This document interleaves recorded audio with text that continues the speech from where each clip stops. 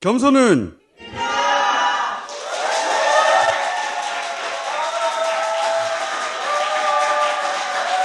다스베이다 344회 시작하겠습니다. 오페라 맛좀봐라 팀 모시겠습니다.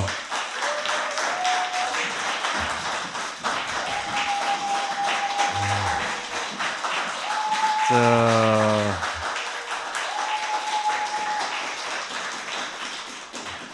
오늘은 연주팀입니다. 쿼르텟. 박수.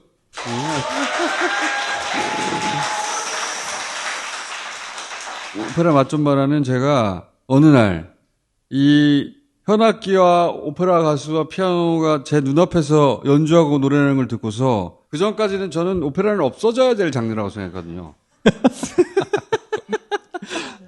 근데 눈앞에서 그거를 보고 듣고 아, 이 몇백 년을 왜 살아남은지 알겠다 내가. 이 즐거움을 사람들도 알도록 만들어주고 싶다. 근데 큰 극장에서는 이게 안 돼. 나처럼 좋을 게 틀림없어 그러면.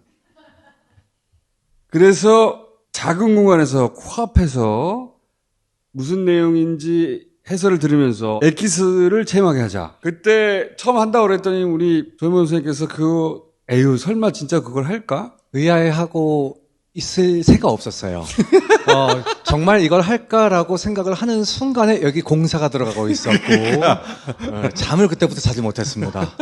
밤에 눈이 번쩍 뜨이더라고요. 이 맛좀봐라가 한 번에 100명밖에 안 들어오거든요. 여기 표 구하기 하늘의 별따기인데 얼마 전에 누적 관객 10,000명을 넘어섰습니다.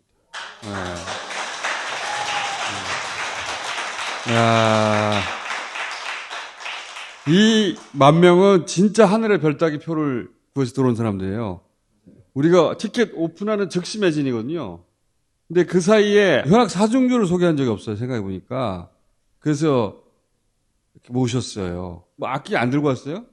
안에 있습니다. 오늘 연주할 겁니다. 네. 그렇지. 말해 무엇해. 이렇게 갑자기 시작해서 이렇게 오래 할 줄 몰랐죠. 전혀 몰랐죠. 벌써 1년이 지났다라는 것도 실감이 안 나고요. 이게 이렇게 가는 게 오래 갈까? 언제까지 갈까? 여기 전문 공연장도 아닌데 사람들이 뭐 계속 올래나? 오래 가길 바랬지만 이게 언제 어떻게 될지 모르겠다. 왜냐면 너무 처음 시도하는 시도라. 우리를 막을 수 있는 건 계엄밖에 없어요. 막힐 뻔 했었어요. 저희는 12년을 계획을 했고 계엄이 있는 날 12년 어떻게 이런 생각이 들었죠. 12년. 첼로의 이미랑 씨. 네. 가수들한테는 몇 번 물어봤는데 다른 곳에서 공연하는 것과 여기서 공연하는 것에 연주자로서의 차이가 있어요? 꽤 많이 있어요. 일단 장소의 특이성도 굉장히 크고 프로그램의 차이도 굉장히 크고 그리고 또 여기 오시는 관객분들의 그 열광, 광기 정말 남다릅니다. 광기? 네. 많이 미쳤어요? 그러니까 뭐 아이돌급의 환호를 막 해주실 경우도 있으시고. 아이돌급 환호. 진짜 매회 공연마다 기립이 나오는 공연은 정말 드물거든요. 매회 기립박수가 네. 나온다. 네. 그 옆에 계신 우리 제1바이올린. 네. 제2바이올린입니다. 제2 그럼. 본인 경험하고 비교하면 어때요? 다른 공연장 같은 경우에는 보통 1열이 되게 무대에서 꽤 멀어요. 근데 우리 여기 벙커 같은 경우에는 바로 앞에 계시기 때문에 관객들 표정이나 뭐 이런 것도 바로 저희가 볼 수가 있고 해서 그게 다른 점이에요? 네. 안 시켜야겠다 말. 가까우니까 표정이 보이겠지. 표정이 보이니까 느낌이 다르다든가 이런 걸 말해야지. 표정이 보입니다. 여기서 끝나면 어떡해. 멀면 잘 안 보입니다. 이런 말이잖아.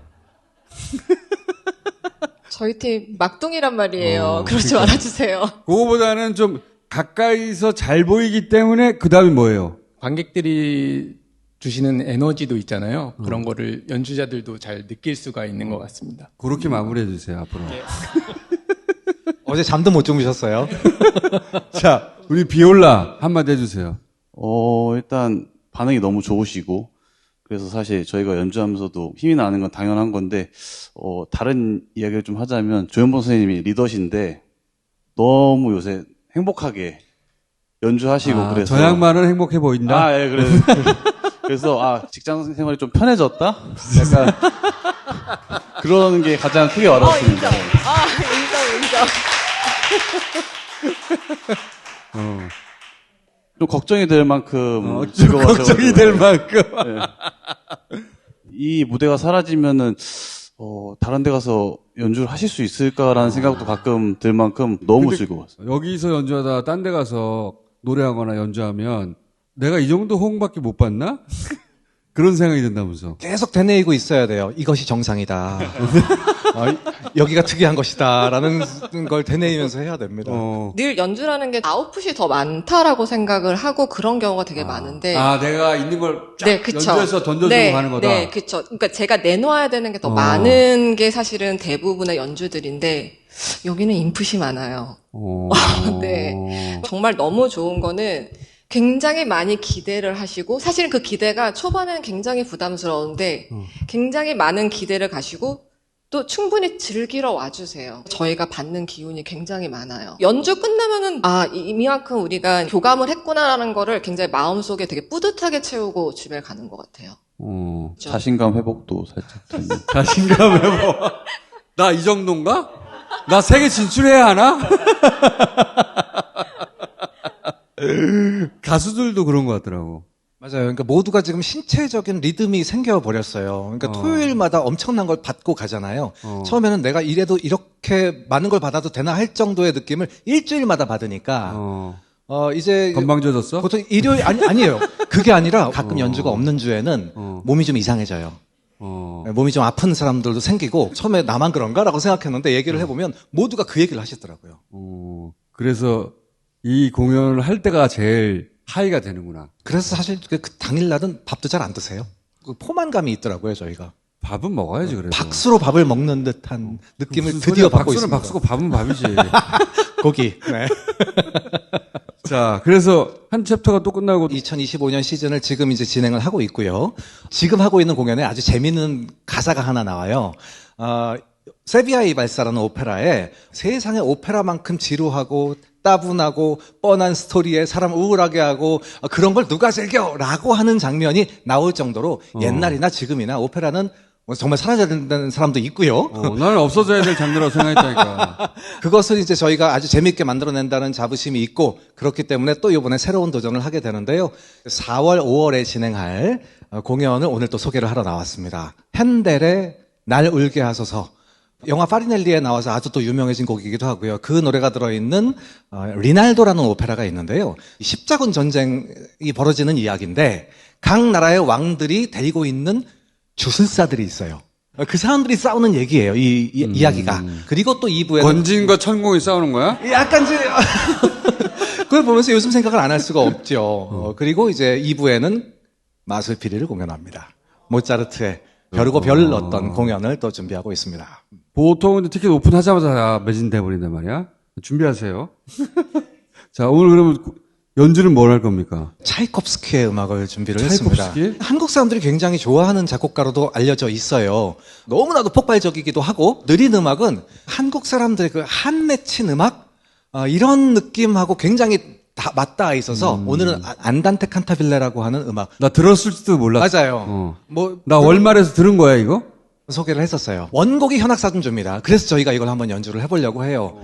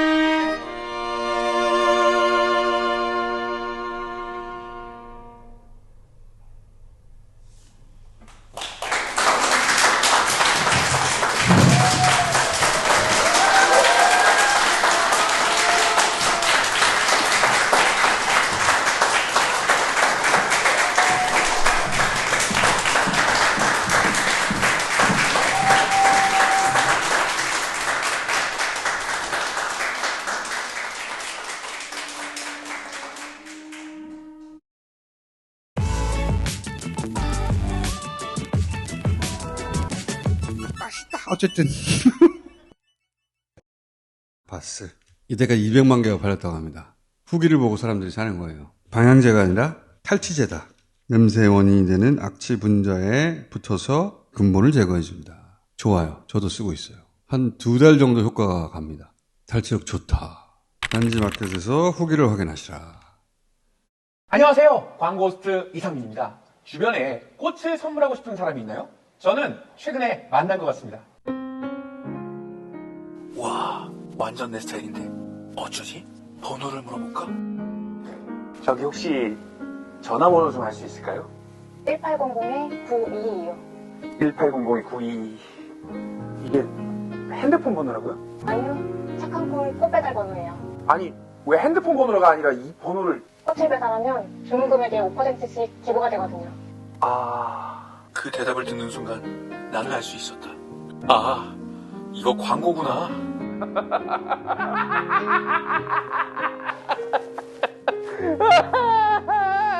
착한 콜 대리운전은 수도권 1800-9998을 눌러주시면 콜당 500원이 기부됩니다.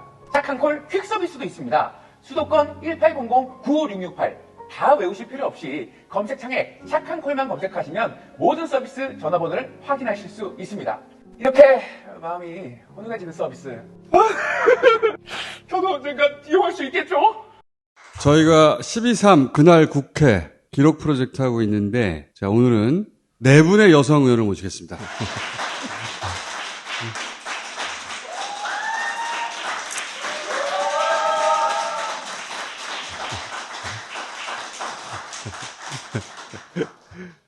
네 분을 모셨는데 담당하는 게 굉장히 힘들었다고 하더라고요.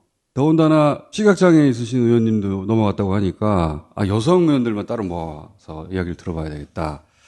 저희가 지금까지 확인한 바로는 신정훈 의원이 국회 본청에 가장 먼저 도착하셨어요. 이분이 10시 44분에 국회 정문 앞 건널목에 도착해서 사진을 찍기 시작해가지고 이때까지만 해도 막지 않아가지고 50분께 본청 방어과 직원을 깨워가지고 본청 안에 들어갔다고 해요. 이게 저희가 확인한 최초고, 그리고 김영환 의원이 마침 의원회관에 있다가 본청이 아니라 이분은 국회 정문으로 달려갑니다.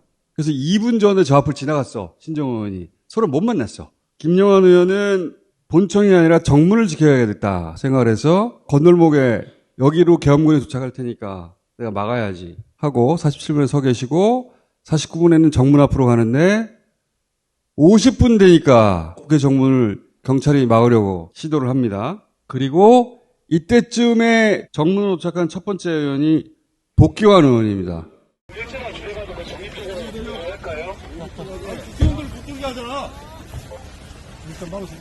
뭘 막아? 국회의원들을 막으면 되겠어? 이 양반들 지금 어떤 경찰이야? 복귀환 의원은 우리가 증거를 더 내놔라 그랬더니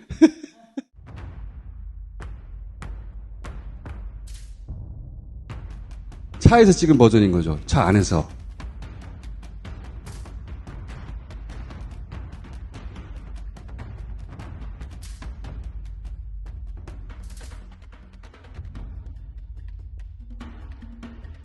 (10시 50분부터) 저 실갱이가 시작된 거예요.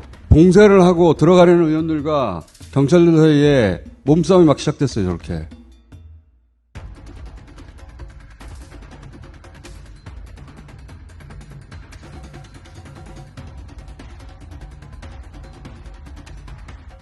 복귀한 의원 다음에 바로 이어서 도착하신 의원이 임미 의원입니다. 계엄을 선포했단 말입니다. 국회가 즉시 열려야 합니다. 문 열어주십시오. 저 목소리가 임미예요.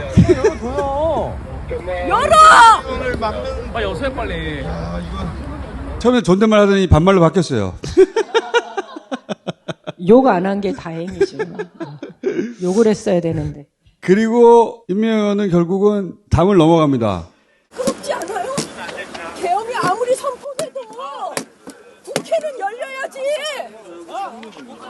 이것도 들어가자. 들어가자고. 들어가겠다고요! 뭐해? 아니 의원. 요 직후에 이제 서미아 의원이 넘어갑니다. 서미화 의원님이잖아요. 아니, 원님. 서미아 의원이에요. 조심하세요. 아니, 지금 시각장애인이세요. 의원님, 조심하세요. 받아주세요. 앞에서 받아주세요. 받아주세요. 받아주세요. 받아주세요. 이 말을 듣고 임매연이 제가 받았습니다. 다시 돌아와가지고 서미아원을 받고 그리고 두 분이 손을 잡고 본청을 향해서 뛰었다는 거 아닙니까? 예, 예. 네. 그러면서 서미아 의원이 그렇게 욕을 많이 했다는 거 아니에요?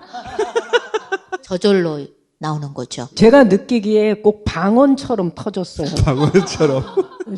이렇게 X 것들이, 저것들이 제정신이냐, 미쳤냐, 이런 얘기 하는데, 이게, 제가 옮기기 어려운. 어떻게 하셨어요? 네, 개, 소 다 나오는 거죠.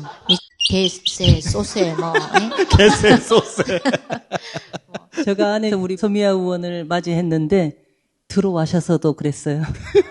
아니, 너무 진짜 이 상황이 욕을 하지 않으면, 방법이 없어요. 사실 네. 보시다시피 굉장히 고상하고 지금 앞에 누가 계신 거죠? 네. 눈이 안 마주쳐도 양해 부탁드리고요. 이렇게 제가 고상합니다. 네. 근데 이제 그날은 막 저절로 막 개소새끼 계속 욕을 하면서 우리 잘 쓰는 18, 19, 20 이런 것도 18, 19, 20. 근데 그 뒤로도 진짜 욕을 하지 않으면 숨이 잘 안 쉬어지는 것 같더라고요. 탄핵하는 이 과정에서도 저는 집에서도 혼자 욕을 많이 했습니다. 막 오피스 방 왔다 갔다 하면서 미친 새끼 막 미친 새끼가 진짜 이런 새끼가 대통령이라고 말이지. 이 나라를 이렇게 난리를 치고 많이. 근데 평소에 본회의장에서도 저희 당에서 가장 목소리 큰 분이 여성분 두 분이시거든요. 한 분이 서영교 의원님. 한 분이 서미아 의원님이에요. 제가 이제 제일 뒷자리 있잖아요. 저는 이제 옆에 저를 도와주시는 분을 옆에 앉혀서 같이 투표나 이런 걸 해야 되니까 선수가 높으신 분들이 앉은 뒷자리를 앉아요. 목소리 크다고 이주생 의원님 하셨는데 사실 앞에까지 전달이 안 돼요. 아니, 돼요. 됩니까? 네, 돼요. 안 된 줄 알고 이렇게 그 막 법안 자료 막 오잖아요. 그럼 자료를 말아가지고 그걸 마이크 대행으로 하면서 그날도 이렇게 숫자 C라고 사진 찍고 한쪽 손에는 그 이제 나팔처럼 이렇게 막 종이를 말아가지고 앞을 향해서 막 소리를 지르는데 잘 들렸어요? 네. 윤석열 헌재 나와서 막 할 때 우리 할머니 같으면 뭘 하겠을까? 저 말도 아닌 소리를 하는데 그러면 진짜 조사 불기 전에 입을 다물어라잉. 조사 본다는 게 굉장히 사실은 무서워요. 그 낙지 탕탕이 아실까요? 낙지 탕탕이가 그 도마에 낙지가 꿈틀꿈틀하면은 막 이렇게 조사 갖고 이렇게 움직이지 말고 가만히 있어야 이렇게 하면서 한 그것이 조사본 거예요. 예. 움직이지 말고 가만히 있어야. 전라도로 사투리로 하는 욕을 굉장히 듣고 싶으신가 봐요. 듣고 싶어요. 그 욕이 굉장히 찰지잖아요. 근데 우리 지인들이 절대 우리 김호준 총수님 넘어가면 안 된다고. 그거 자른다고 해갖고 나와본다고 하더만 방송에. 조심하시라고 해서 제가 오늘 조사본 데까지만. 조사분단은 낙지가 꿈틀거릴 때 가만히 있어라 하면서 움직이지 말고 가만히 있어라 하고 칼로 탁탁탁 조사본 것이 그 조사본 거예요. 저는 정신이 하나도 없었어요. 국회 의원회관에서 있었고 한 10시 23분쯤 방송이 나오더라고요. 느닷없이 비상계엄을 이야기하는 거예요. 그게 27분이에요. 예. 10시 27분에 비상계엄. 27분에 비상계엄 이야기를 듣고 이건 실전이잖아요. 순간적으로 머리가 좀 뒤통수를 맞은 듯 멍했는데 맨 먼저 했던 게 제가 순천 광양 곡성 구례을 지역구를 가지고 있습니다. 그래서 네 분의 지자체장들한테 전화를 해가지고 지금 비상계엄을 선포를 했다니까 아무도 안 믿어요. 아직은 보지를 못했어. 보지를 못했어. 빨리 TV를 켜놓고 대비하세요. 라는 이야기를 하고 우리 이제 의원들 소식통 텔레방이 있는데 국회의원회관도 지금 위험합니다. 전부 다 국회 본회의장으로 모여야 합니다. 문자로 남기고 왜 그랬냐면 제가 그 국회 운영에 관한 의사 업무를 했던 실무자입니다. 의사국장. 원내 기획실장을 역임했던 사람이라서 국회법이 어떻게 이렇게 개정됐는지 그 히스토리를 아는 사람으로서 그래서 헌법 77조 제5항에 의해서 이거는 해제할 수 있다고 가장 빠른 시간 내에 국회 본회의장으로 모여야 된다 하고 바로 국회 본회의장을 향해서 뛰었는데 그때가 아마 10시 30분쯤 됐을 거예요. 그러면 더 빨리 도착하신 거예요? 네, 제가 그때 본관으로 뛰어가는데 보면은 왼쪽에 있는 게 국회 서문이거든요. 근데 이미 그때 서문은 경찰 차별극구로 다 막혀 있었고 문도 잠겨 있었습니다. 그래서 지금 서문은 이미 막혔다. 운동장이 있는 북문 쪽이나 그 충전소 쪽으로 가셔야 될 것 같다는 것을 문자로 이렇게 남기면서 국회 본청을 향해서 뛰어갔습니다. 국회 건물 밖은 방호과 직원들이 질서를 유지를 하고 건물 안은 경위과가 이렇게 하게 되거든요. 방호과 직원들한테 들어가면서 가장 빠른 시간 내에 국회의장님을 공관해서 국회 본청으로 오셔와야 된다는 이야기를 했고 바로 국회 본회의장 문을 열어야 한다라는 이야기를 했어요. 신정훈 의원님이 10시 44분에 도착하는 것보다 더 빨리 도착하신 거네요? 신정훈 의원님은 국회 본청으로 들어가셔서 신정훈 의원님이 들어오셨을 때 국회 본회의장 문이 안 열려서 제가 이제 들어가면서 지금 긴급 상황이니까 최단 시간에 빨리 국회 본회의장 문을 열고 바로 그 질서 유지권을 발동을 해야 된다. 왜냐하면 이미 밖에서 경찰들은 차벽을 이미 설치를 했고 의원들을 들어오는 것을 막고 있는 상태지 않습니까? 아니, 그러면 신정훈 의원보다 더 빨리 들어가신 거네? 본회의장이 들어가신 네. 거는? 기록을 바꿔야 되잖아요. 그래서 제가 본회의장 들어가서 바로 페이스북 라이브를 갖다가 켰습니다. 그래서 들어오는 의원님들을 촬영을 하면서 그 영상 어디 있어요? 페이스북 라이브를 했는데 한 달이면 지워진다고 그러더라. 나 그걸 어제 알았어요. 어제. 아, 그 영상이 없어요? 제가 기억은 있고. 제가 아직 그 자료는 다 못 찾았고요. 그러면 지금 의원님이 제일 먼저 본회의장 안에 들어가서 지하로 가는 거기. 아니. 지상으로 나와서 뛰어가면서 그 차벽이 다 막힌 것을 확인하면서 문자를 하고 갔으니까. 정문으로. 문이 안 열렸다고 하는 신정훈이. 아니, 본회의장 문이 안 열려서 본회의장 문을 열으라고 했던 것이고. 그럼 본회의장 문을 연 것이 의원님이시네? 제가 요청을 했었습니다. 아, 이거 신정훈 의원 삭제. 아니요. 본관을 들어가셨잖아요. 네. 본관 문은 거기서 신정훈 의원님이 여셨고, 본 회의장은, 본 회의장이 더 중요하지. 본회의장이 중요하죠. 그러니까, 페이스북 본사에 연락하세요. 이 중요한 자료라고. 그 라이브를 켜면서 한 분 한 분 들어오는 의원님들을 촬영하면서 어느 의원님 들어오고 있습니다. 어느 의원님 들어오고 있습니다. 그 중요한 기록인데 그거. 기록을 했었고. 그러면 의원님 다음에 들어오신 분이 신정훈 의원이에요? 그거는 정확하게 기억할 수 없어요. 저 한 7분 정도 제가 기억하고요. 김상욱 의원님이 뛰어 들어오면서 계엄은 아니야 하면서 뛰어 들어온 것도 알고요.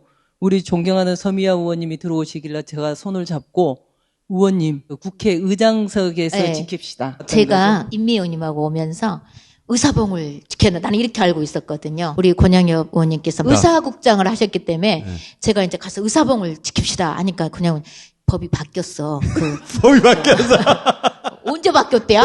나는 이제 의사봉을 담아갖고 와서 내 자리에 앉아 있다가 의장님 오면 그것을 빼서 갖다 드리려고 생각을 했는데 그게 왜 그러냐면은요.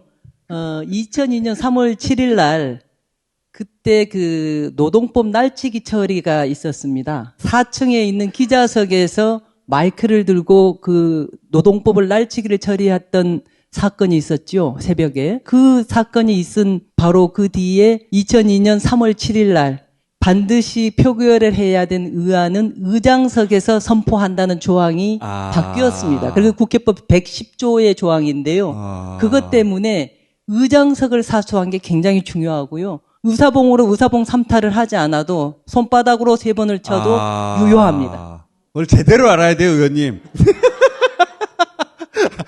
그 의원님 안 계시면 서미아 의원님 혼자서 의사봉 들고 막 이렇게 숨어 있을 뻔했잖아. 그러니까 정문 앞에서부터 본청 들어갈 때까지 해서 우리는 의사봉을 지켜야 돼. 우리는 의사봉을 지켜야 돼. 아니 예전에 TV에서 본 건 그런 거였거든요. 의사봉 뺏는 거. 근데 제가 삼선 의원인데도 저는 몰랐던 사실이에요. 근데 원내 기획실장 하시면서 워낙 유능하셨어요. 지금 막 법조를 외는데 전 또 변호사이기도 하거든요. 근데 제가 모르는 조항이었어요. 권양영 의원님은 김대중 시절부터 정당 활동을 하셨고 그때 청와대 생활도 하셨고 문재인 정부에도 청와대 계셨고 그리고 의사국장도 하셨으니까 빠삭한 거죠. 국회가 어떻게 돌아가는지. 이명박 대통령 시절에 동물국회 그때 의사국장을 하면서 18대 말기에 5월 2일 날 선진화법법이라는 다 기억을 하십니까 날짜들을. 국회 선진화법이라는 것을 가결시켰던 적이 있습니다. 그때 당시 제가 그 일을 했기 때문에 조항 같은 거. 의원님 페이스북에 연락하세요. 네.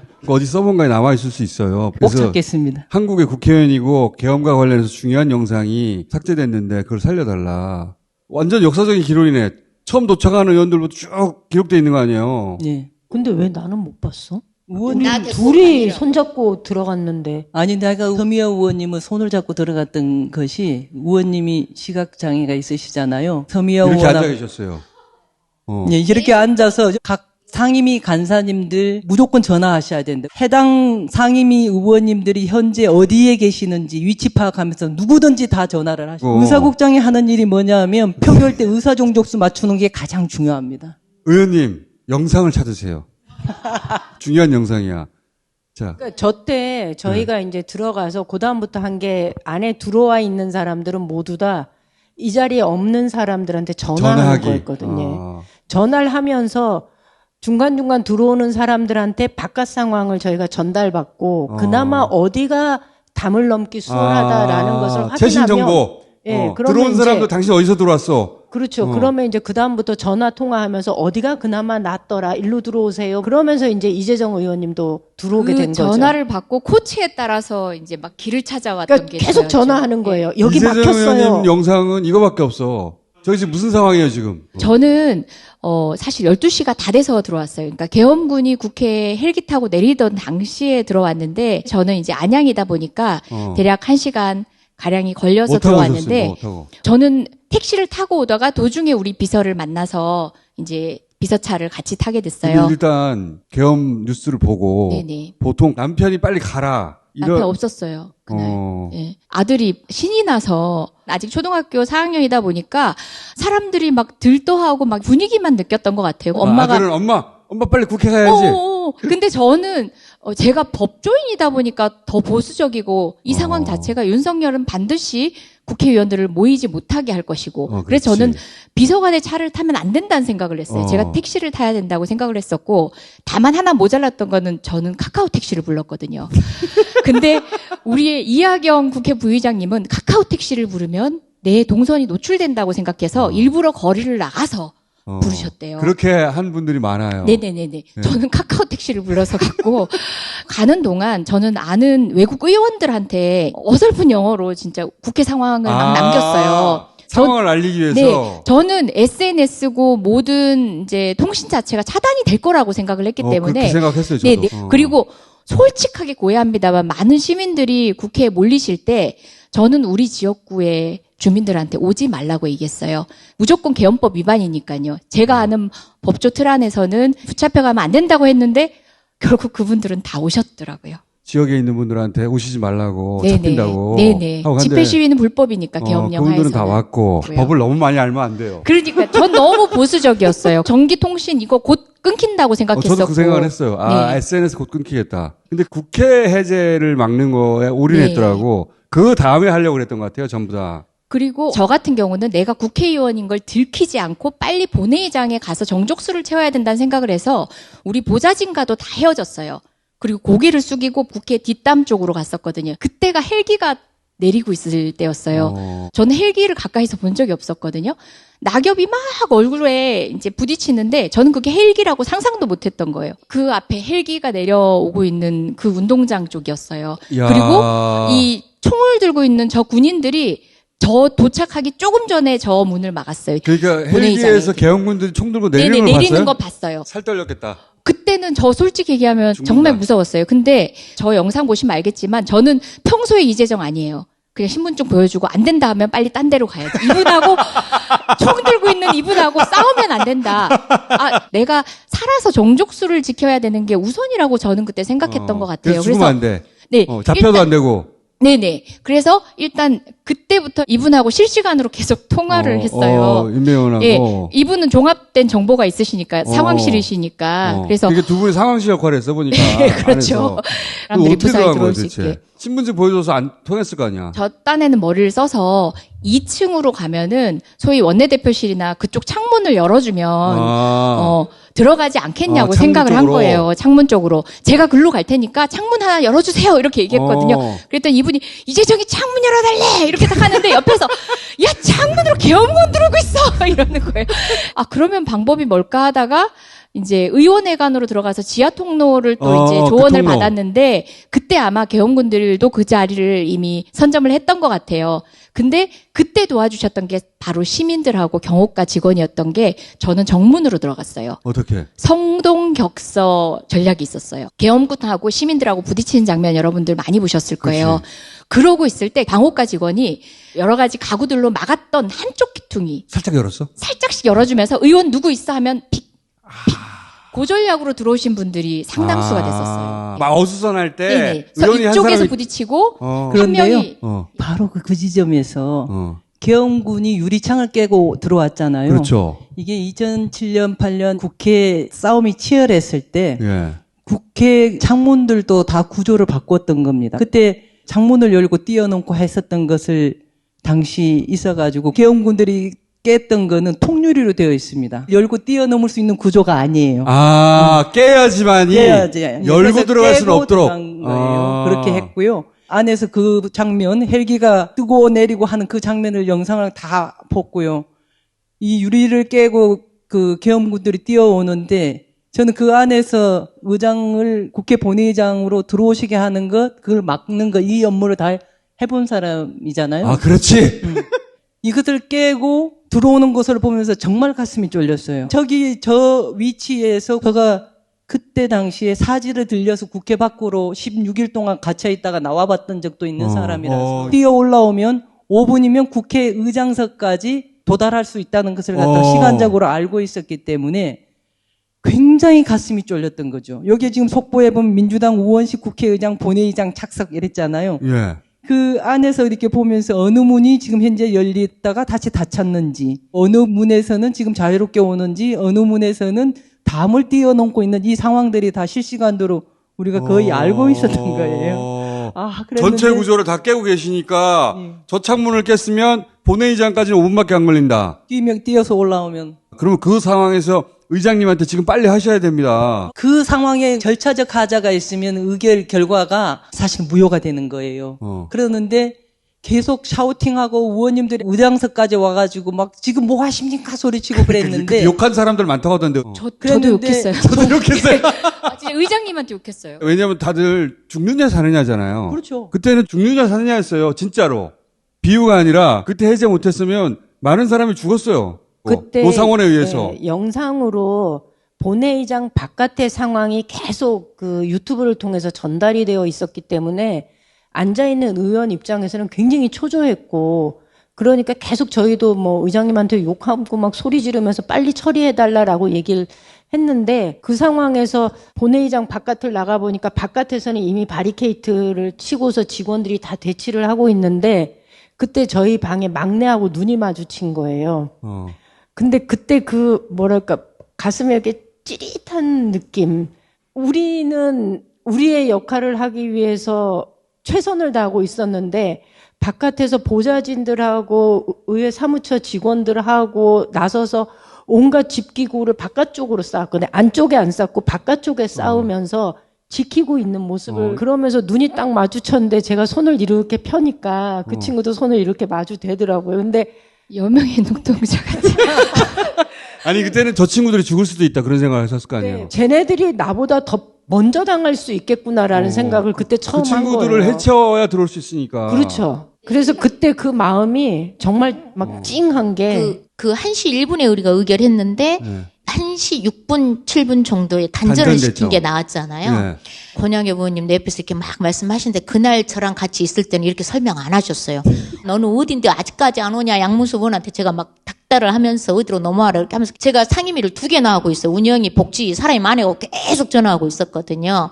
근데 2월 18일 날 보건복지위원회 추경호 원내대표가 딱 나왔더라고요. 그 전날 저녁 내 내가 단전됐다는 뉴스를 듣고 큰일 날 뻔했다. 참말로 우리 의장님 추경호 기다리다가 좀 기다렸으면 우리 어쩔 뻔 봤어? 우원식 의장께서 추경호 원내대표 말처럼 1시 30분까지 기다렸으면 우리는 다 죽었습니다. 이렇게 제가 얘기를 했더니 추경호 대표님이 얼굴이 울그락불그락 막 자기 이름을 말했다고. 자기가 1시 30분까지 온다고 한 게 아니라 우원식 의장이 기다릴 테니까 오라겠다 이렇게 했다는 거예요. 그래서 제가 저한테 사과하라 하길래 아니 그 이름 불러준 것이 그렇게 불쾌하냐. 우리는 죽을 뻔 봤어.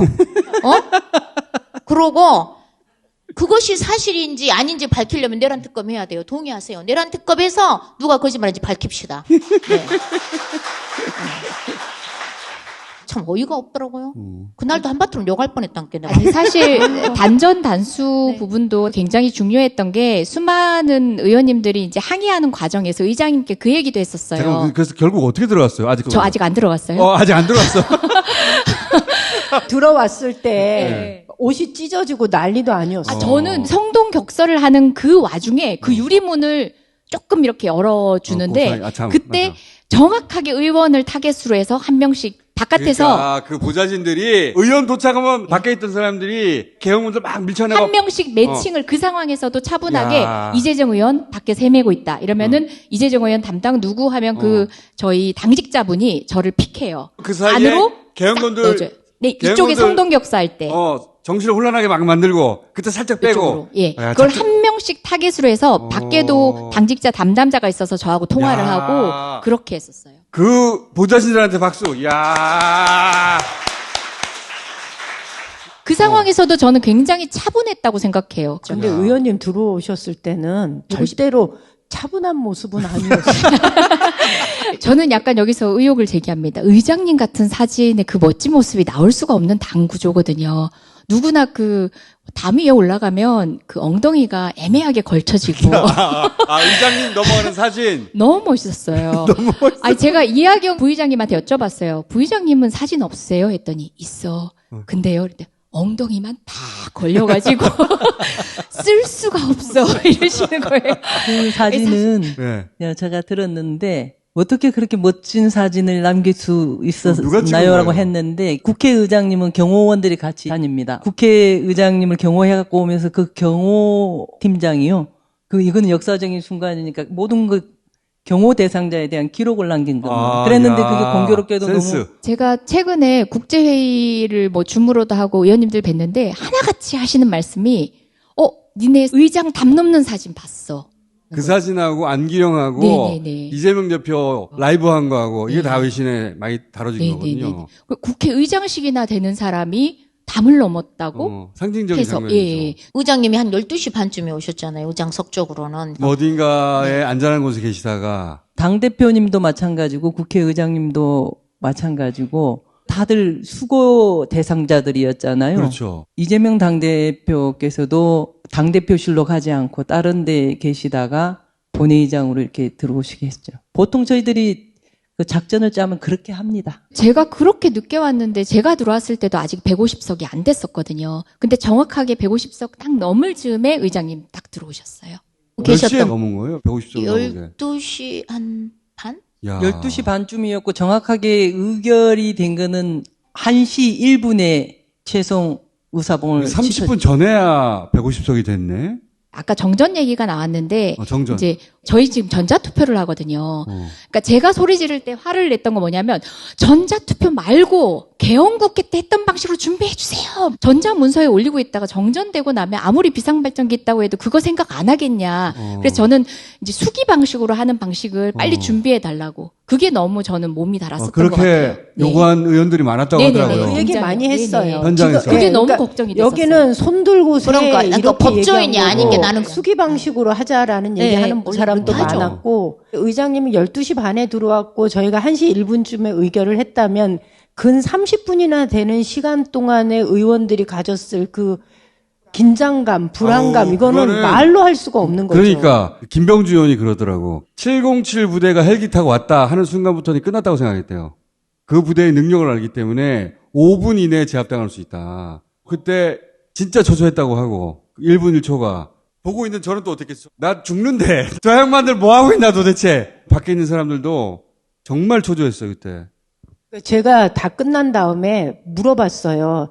제 남편이 저한테 너 빨리 국회로 가라라는 얘기를 했었거든요. 다른 사람들은 뭐 부인이 돈도 주고 혹시 도망가야 되는 상황이 벌어지면 현금 500만 원 찾아서 준 사람도 있고 뭐 그렇다는데 당신은 어떻게 전화 한 통화로 가라는 소리밖에 안 했냐라고 얘기를 했더니 그러더라고요.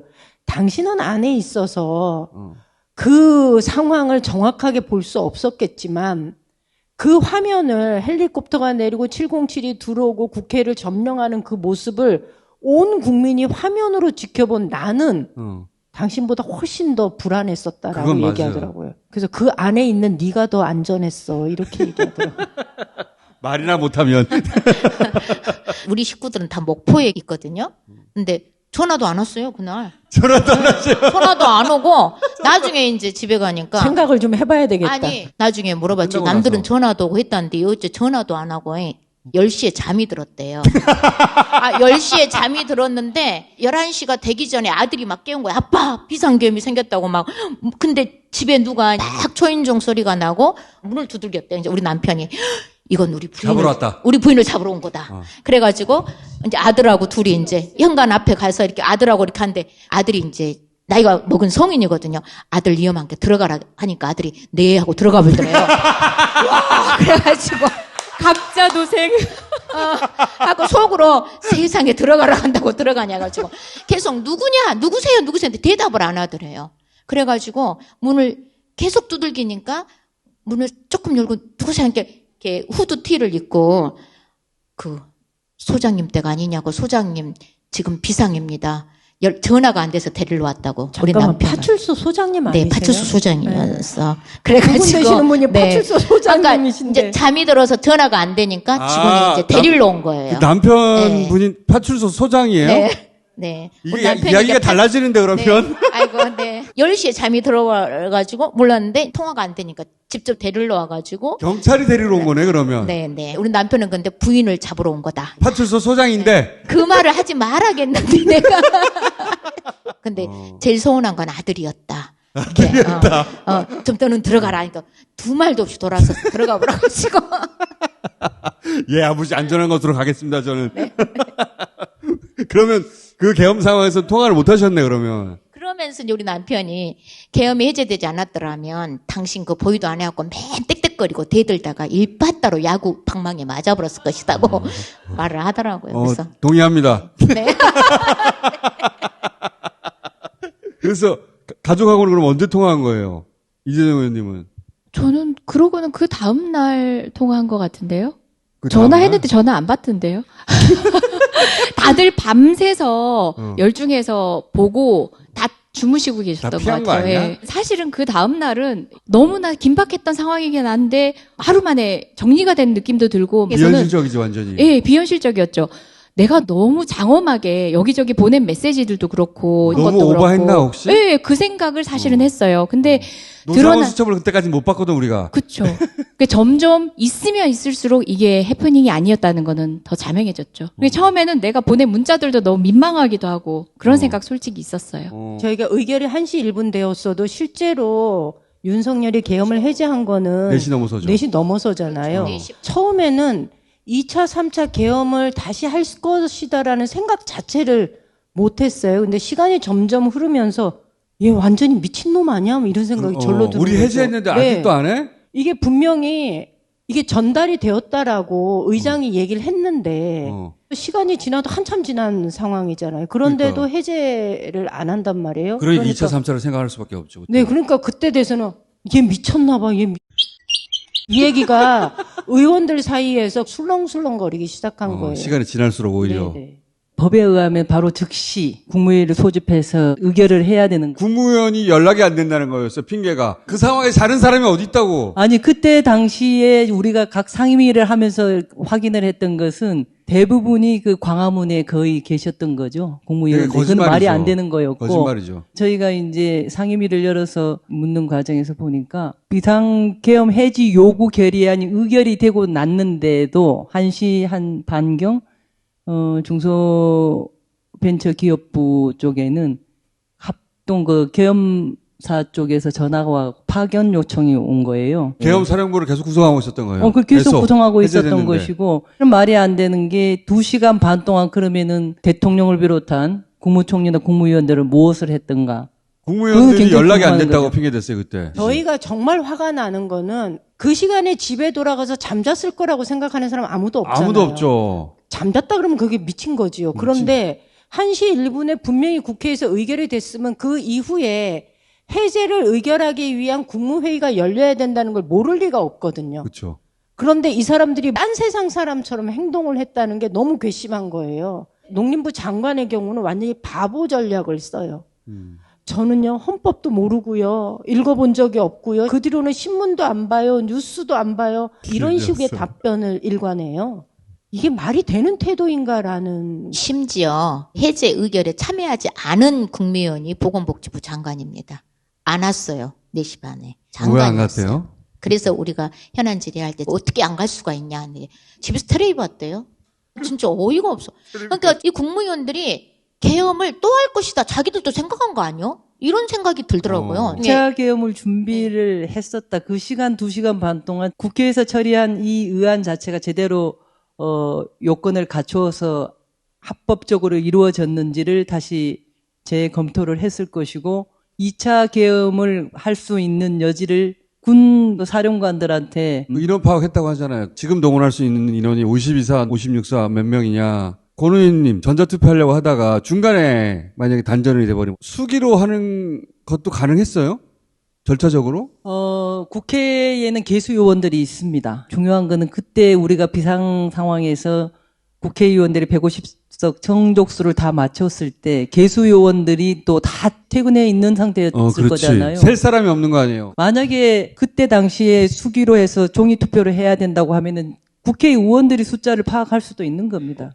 방법은. 그러니까 서미화 의원 얘기가 맞죠. 손들어 수기로 한다 하면 거수를 하고 뒤에서부터 앞으로 쭉 가면서 숫자 파악해가지고 몇 석, 재석, 그다음에 표결수 이렇게. 개수위원들이 국회를 못 들어와가지고 그 안에는 국회의원들밖에 없어. 그러면 국회의원들이 그렇게 해도 되는 겁니까? 그렇죠. 그러니까 저는 불이 꺼져볼까봐 너무 걱정이 돼가지고 의장님한테 아니 이 시간에 들어와서 반대할 사람 어디 있냐고 다 손 들어가고 빨리 수 앞에서 쉬면 다 보이게 쉬고 사진 찍어라 나중에 이제 이렇게 제일 많은 분들이 이렇게 말씀을 하셨는데 비상 소집을 했잖아요. 비상 소집을 해도 1시간 이내 양당의 교섭단체 원내대표들에게 알려주고 참여할 수 있는 시간도 줘야 되고 또 하나가 내가 종이로 이렇게 쓴다고 해서 의안이 되는 게 아니라 의사국에서 의안에 대한 것을 결제 라인을 거쳐서 의안을 올려야 되는 그런 절차가 또 필요한 것이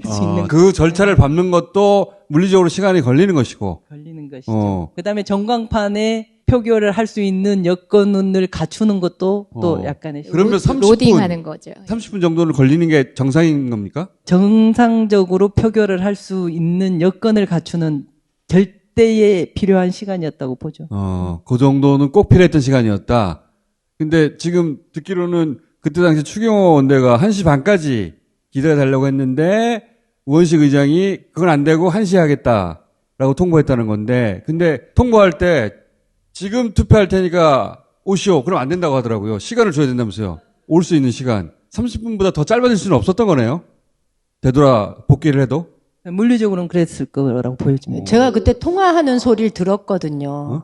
더 이상 못 기다립니다. 전화 통화하는 소리를 저는 앞에 있었기 때문에 들었거든요. 우원식 의장이 더 이상 못 기다린다고. 네. 그리고 좀 화를 내면서 탁 끊으셨거든요. 복지에서 추경호 대표 말이 경찰들이 막 막고 있으니까 경호를 받고 들어오려고 하다가 자기가 어떻게 됐다는 거예요. 말도 안 되는 소리를 그래서 하고 내가 나는 안 보여도 담을 넘었는데 뭔 경호를 하냐.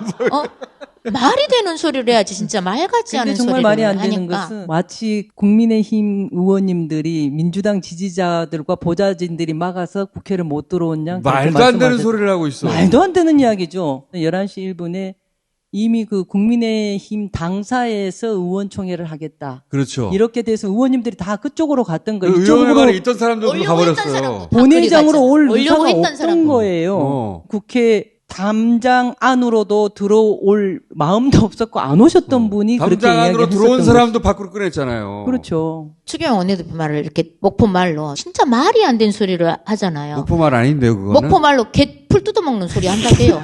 진짜. 입장 차이 문제가 아니라 말이 안 되는 소리를 하는 거예요. 진짜. 그치. 예. 그래서 걔는 원래 고기 먹고 뼈다귀 먹고 이래야 되는데 풀 뜯어먹으면 안 되잖아.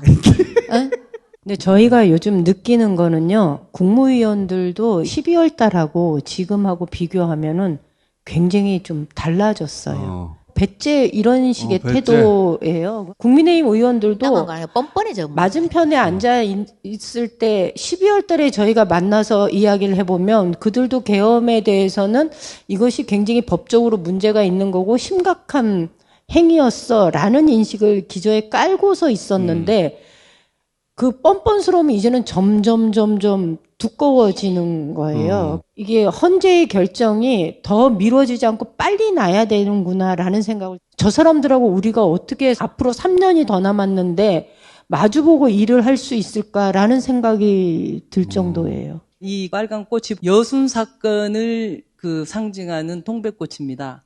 그런데 여러분 들어보셨죠? 계몽되었습니다. 마지막 10차 변론 때 저는 계몽되었습니다. 국회는 봉쇄되지 않았습니다라고 김결희 변호사를 말하고 싶은데요.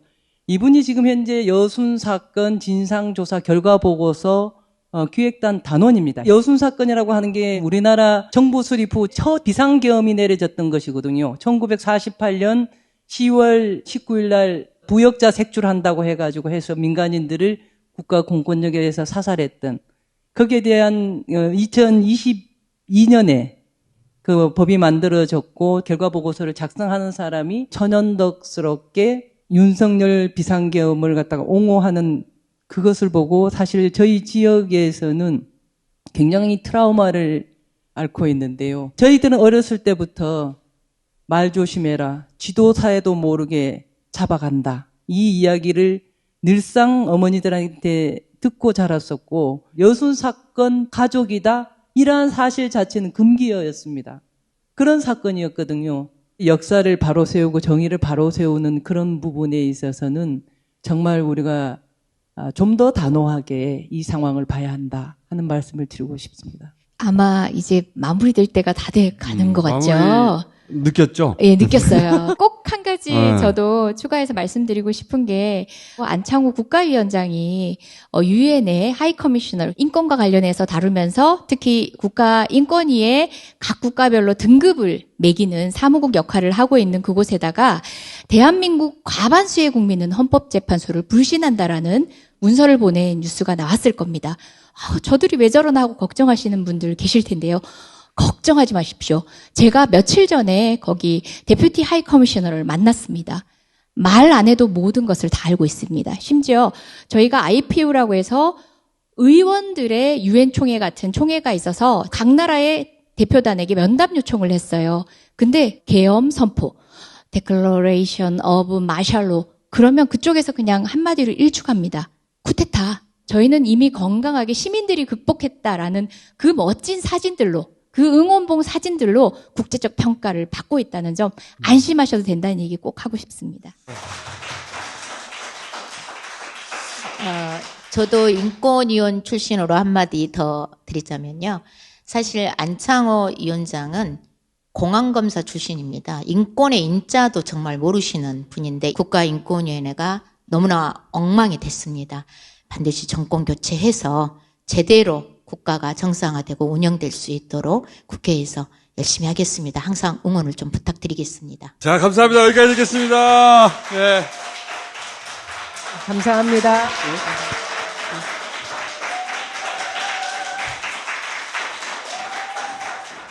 말들 참 많으시네.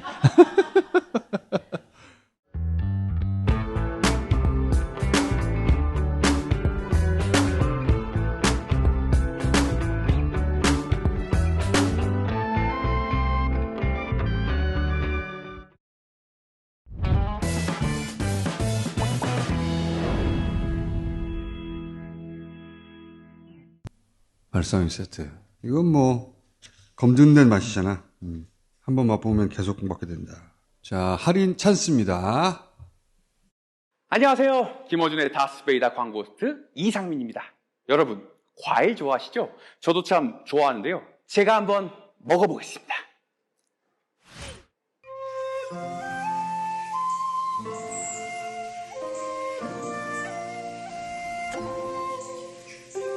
먹지 마세요. 어머, 피부에 양보할까요? 아니요. 지금 먹으면 쓰니까요. 미각이 돌아올 때까지 한참을 기다렸다 먹었습니다. 아, 그러게. 진작 구강 전문 기업 닥스메디에서 만든 치약을 썼어야 했는데. 시린이 케어의 1S 치약, 잇몸 케어의 더블 X 치약, 어린이를 위한 치약 K까지. 쓰시는 분들의 필요에 맞게 성분과 기능까지 세분화해서 만들어졌네요. 합성 계면활성제를 쓰지 않아서 양치 후에도 과일 맛이 달라지지 않는 것은 물론 자연 유래 성분으로 만들어 안심하고 쓸 수 있다니. 딴지 마켓에서 닥스메디로 검색해 보시면 다양한 구강 제품들과 함께 만나보실 수 있습니다. 이상 광고 호스트 이상민이었습니다. 5분을 모시겠습니다.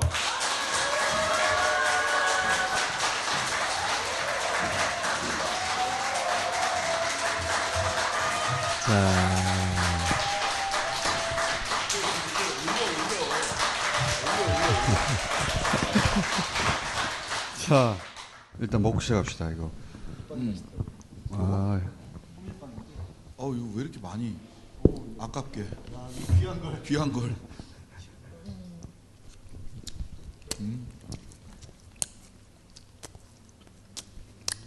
겁은 먹지 말지.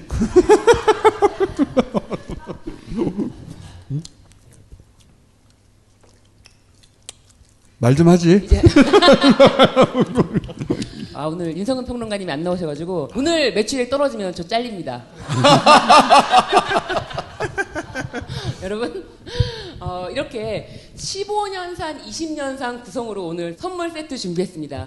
이런 선물 세트 구성은 많지 않아요.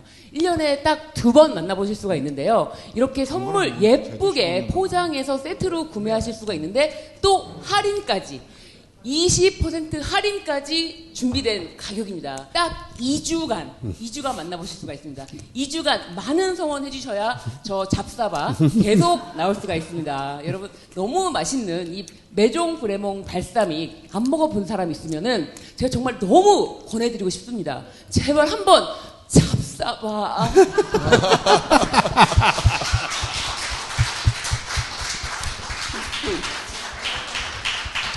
자, 이 맛이 느껴지는데 1초, 2초가 아니고요. 0.1초면 들어가자마자 내가 좋은 걸 먹었구나 이런 느낌이 하고 오는데요. 끝입니다. 15년산은 새콤하고요. 20년산은 약간 더 달콤합니다. 신기하단 말이죠. 30년산 사가지고 손 떨려가지고 못 썼던 분들 지금 사시면 됩니다. 30년산 우리 한 방울씩 먹었잖아요. 한 방울씩. 이거 뿌려서 즐길 수가 있습니다. 정말 15년산, 20년산 손색이 없습니다. 정말 우리 즐겁게 건강하게 잡사봐.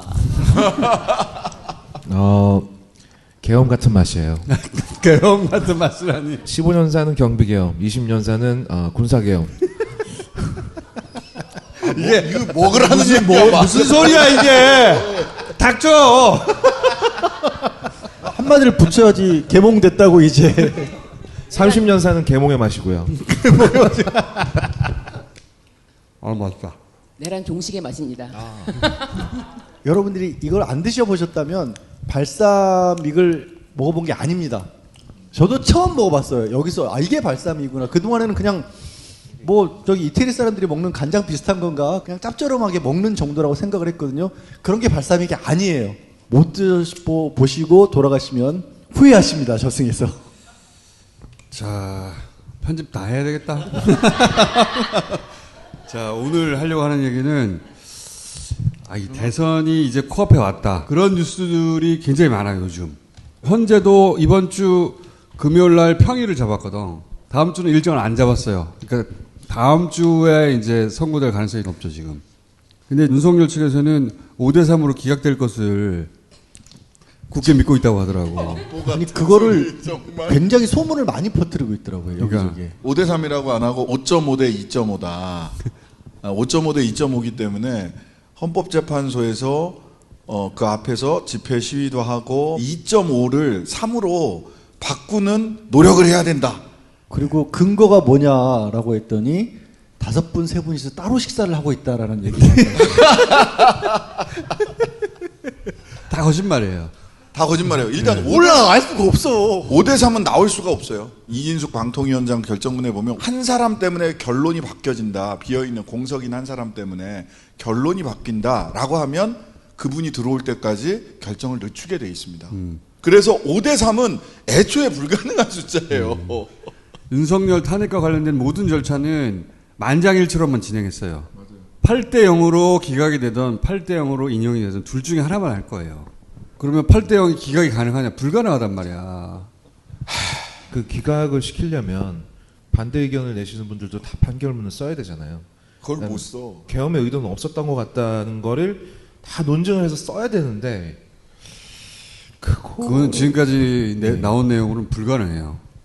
예, 이거는 뭐 그래도 0.01%의 불안감이 우리는 다 있어. 그래서 그 결론을 빨리 보고 싶은 거지 지금. 네. 근데 이 선거가 임박했다고 하는 징후들이 있는 게 예를 들어서 보수 주자들이 갑자기 이재명 대표한테 엉기기 시작했어. 이재명 대표가 AI 관련해서 한마디 했더니, 엔비디아 얘기했더니 말도 안 되는 걸로 막 엉기기 시작하더라고. 선거가 다가왔다고 자기들도 생각하는 거야. 그런 뉴스들이 많아요. 예를 들어 이철규 의원 아들 마약. 뭐지? 아들 신원을 특정하고 나서 50일이나 지난 뒤에 묵혔다가 이게 터진 거예요. 왜 지금 터지지? 더 이상은 이거지. 10년 전. 10년 전이야 이거. 이게 사실 여부하고 별개로 왜 지금이지? 둘 다 공통점은 윤핵관이라는 거야. 대선에서 분명 역할을 할 사람이고. 건진법사 있잖아요. 아, 맞아. 그러니까 건진법사. 건진법사 갑자기 카톡을 네.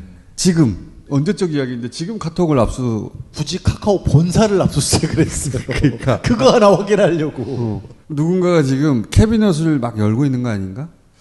저는 이 검찰이 이번 대선에 관여하기 위해서 여러 가지 방면으로 노력을 하고 있다고 생각을 하는데요. 첫 번째는 사건 수사 기록을 지금 다 넘겼잖아요. 노상원하고 문상호 두 사람 거를 헌재에 안 넘겼어요, 검찰이. 버거보살과 문상호 이들이 핵심이란 말이에요. 그렇지. 예. 김용현이 결심지원실에 들어갔을 때 전화 통화한 사람이잖아. 계엄의 민낯은 거기에 있지. 예. 거기에 HID니 수첩이니 이런 게 다 있을 건데 그걸 안 넘겨줬다는 거예요. 폭망하면 안 된다라는 게 뭐가 있는 것 같고 또 거기에 검찰과 관련된 얘기가 있지 않을까라고 하는 추정도 해봐요.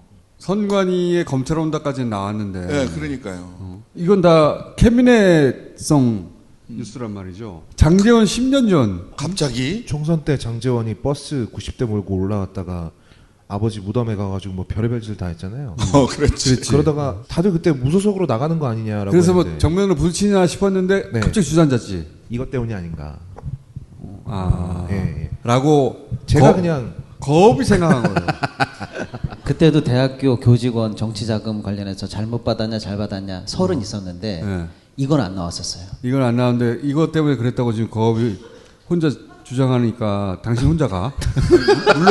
물론 그 검찰에서 캐비넷을 깔 때 이미 공개된 거는 맛보기이고 항상 더한 걸 쥐고 있었던 게 저건지 아닌지는 저는 모르겠어요, 전혀. 의심은 다 했었잖아요. 저렇게 갑자기 조용해진다고? 갑자기? 뭔가 있다라고 뭔가 생각했는데 있다. 근데 가만히 있는 장제원을 지금 갑자기 다시 불러내가지고 너 꼼짝하지 마 이런 뉴스거든요. 실제 탈당도 했어요. 오세훈 시장 스폰서. 갑자기 김한정. 김한정이 수면 위로 올라온 게 지금 몇 달인데. 작년 11월에 뉴스타파에서 처음 보도가 있었는데. 명태균 씨 여론조사 관련해서 몇 천만 원 썼다 이 사람이. 근데 오세훈 시장이 내가 안 시켰다. 김한정이 혼자서 난리친 것이다. 그분이 또 사고를 치셨더라고요. 영상이 있어. 김한정 씨가 인연을 말씀드리면 대한 수많은 혼자 중에 한 분 정도셨는데 이번에 일이 불거지고 나서도 이분이 또 이렇게 사고 치셨구나. 저게 11월 달이라고 작년. 내가 김한정한테 일을 안 시켰는데 김한정이 명태균한테 가서 몇 천만 원을 주면서 여론조사를 했더라고요. 또 사고 쳤네. 이렇게 해명해 놨거든요. 그러면 압수수색 할 거면 저때 했어야지. 그럼. 김한정 씨하고 강혜경 씨가 통화를 이렇게 했단 말이야. 얘 오세훈이 만나고 뭐라는 줄 알아? 딱 처음 만나고 김영선이 앞장서고 만나고 네, 그쵸. 이번에 서울시장 나오지 말고 대통령 다음에 나오면 안 되는 거예요. 그러니까 처음에 딱 들으면 미친놈 아니에요. 솔직히로 미친놈이다. 그런데 지금 와서 가만 생각해보니까 그렇게 접근한 놈이 없었거든. 그쵸. 만나보시죠. 이렇게 된 거야. 그러니 오세훈이 벌써 몸 딱 도살인 거지. 그러니까 내가 만난 거야. 그래갖고 내가 이 새끼한테 엮인 거 아니야. 오세훈이 자기를 보냈다는 얘기거든요. 김한정은 강혜경 씨한테 오세훈이 나를 보냈다고 말을 했어요. 그럼요. 그리고 명태균 여론조사를 또 자기 서울시장 선거운동에 썼지 않습니까? 썼죠. 사용을 했죠. 그러면 이상하잖아요. 오세훈 당시 SNS에 명태균 여론조사가 올라가 있어. 예, 나경원 이기는 여론조사가 올라가 있었습니다. 지금 검찰이 수사를 하는 게 명태균 씨 수사는 두 가지로 기소했어요. 소위 반땡, 김영선 의원과 세비 반땡. 그다음에 하나는 지방선거 출마 예정자들한테 헌금처럼 돈 받은 거. 정치자금법 위반 딱 두 개 했거든요. 근데 수사라는 측면에서 보면 제일 쉬워요. 간단하지. 김한정, 오세훈 사이에 암묵적이건 명시적이건 간에 관련된 이야기나 동선이나 뭐 이런 게 있느냐 이것만 하면 되거든요. 근데 아직까지 안 하고 있다 갑자기. 건진법사 카톡도 갑자기 한 것이고 장재원도 갑자기 한 것이고 그다음에 갑자기 한 것 중에 최근에 하이라이트는 삼부토건이야. 주가 조작이 의심된다고 박시동 평론가도 얘기했고 모두들 얘기했어. 삼부토건. 상임위원회에서 처음으로 제일 크게 또 국회에서. 그때 갑자기 윤석열이 막 우크라이나 가고 젤렌스키 부인이 와가지고 김건희 만나고 그다음에 뭐 원희룡 날라가고 막 주가가 막 올라가고 그때도 이상하다고 했는데 그때 가만히 있어서 금감원이. 그렇죠. 근데 금감원이 어저께 삼부토건 주가 조작인 것 같다. 라고 흘린 걸. 주가 조작 의심이 되는지를 먼저 조사를 해서 보고서를 감독원에 보낸 게 벌써 9월 전인 것 같아요. 어제서 이제 단독이 나왔고 오늘 이복현이가 육성으로 얘기했습니다.